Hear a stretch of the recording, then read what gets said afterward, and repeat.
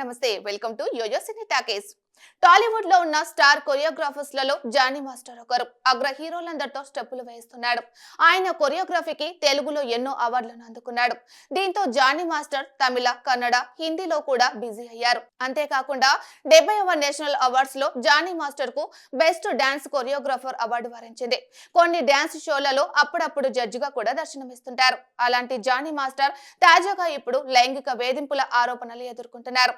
Justice Hema committee నివేదిక బహిర్గతమైన తర్వాత అన్ని ఇండస్ట్రీలలో తీవ్ర ప్రకంపనలు రేపుతున్న విషయం తెలిసిందే. ఫిలిం ఇండస్ట్రీలో లైంగిక వేధింపులు ఎదుర్కొన్న మహిళలు ఒక్కొక్కరుగా బయటకు వస్తూ సంచలన ఆరోపణలు చేస్తున్నారు. పలువురు హీరోయిన్లు బాధితుల్లో ఉండటం, వారు ఇప్పుడు తమకు ఎదురైన చేదు అనుభవాలను, వేధింపులను ధైర్యంగా వెల్లడిస్తుండడం హాట్ టాపిక్ అయింది. ఇప్పటికే మలయాళంలో సిద్దికి, జయసూర్య, దర్శకుడు రంజిత్ పై కేసులు నమోదు కాగా హీరో నివిన్ పౌలిపై సైతం కేసు నమోదైంది. ఇప్పుడు తెలుగులోనూ ఈ ట్రెండ్ మొదలైందనిపిస్తోంది. తాజాగా కొరియోగ్రాఫర్ జానీ మాస్టర్ గత కొంతకాలంగా తన మీద లైంగిక వేధింపులకు పాల్పడుతున్నట్లు మరో మహిళ కొరియోగ్రాఫర్ పోలీసులకు ఫిర్యాదు చేసింది. జానీ మాస్టర్ లైంగికంగా వేధిస్తున్నారంటూ ఓ డాన్సర్ రాయదుర్గం పోలీస్ స్టేషన్ లో ఫిర్యాదు చేసింది. తనపై అత్యాచారం చేయడంతో పాటు గాయపరిచాడని ఆమె ఆవేదన వ్యక్తం చేసింది. దీంతో ఆయనపై పోలీసులు కేసు నమోదు చేశారు. ఆ ఫిర్యాదుల్లో ఆమె చెన్నై, ముంబై, హైదరాబాద్ తో సహా వివిధ నగరాల్లో అవుట్డోర్ చేస్తున్నట్లు మరియు నార్సింగ్ లోని తన నివాసంలో కూడా జానీ తనపై అనేక సార్లు లైంగిక వేధింపులకు పాల్పడ్డాడని ఫిర్యాదులో పేర్కొంది.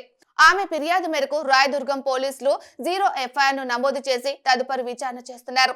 ఇక సదరు మహిళ నార్సింగ్ నివాసి అయినందున నార్సింగ్ పోలీసులకు కేసు బదిలీ చేయగా అతనిపై ఐసీపీ సెక్షన్ 376 క్రిమినల్ బెదిరింపు మరియు స్వచ్ఛందంగా గాయపరచడంలోని క్లాస్ మరియు ఎన్ కింద కేసు నమోదు చేసినట్లు పోలీసులు తెలిపారు. అలాగే జానీ మాస్టర్ కు గతంలో సైతం నేర చరిత్ర ఉంది.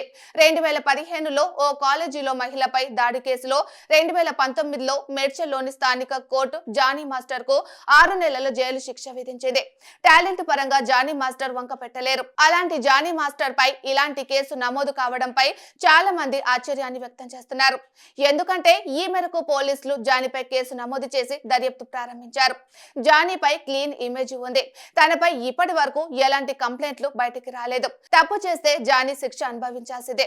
కానీ జానీపై కేసు విషయంలో కుట్ర కోణం ఏదైనా ఉందా, ఆయన్ని కావాలని ఇరికించాలని చూస్తున్నారా అనే అనుమానాలు వ్యక్తం చేస్తున్నారు.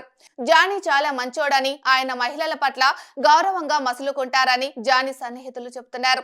రాజకీయంగానూ ఎదగాలనుకుంటున్న తరుణంలో జానీపై కావాలని ఎవరైనా ఇరుకున పడేయాలని ప్రయత్నిస్తున్నారా, లేదంటే నిజంగానే జానీ ఈ తప్పు చేశారా అనే విషయాలు నిర్ణయించాల్సింది పోలీసులు, న్యాయస్థానాలే. కాకపోతే కొంతకాలం పాటు టాలీవుడ్ లో మాట్లాడుకోవడానికి, రాజకీయంగా ఒకరిపై మరొకరు బురద చల్లుకోవడానికి ఓ హాట్ టాపిక్ దొరికినట్లయింది.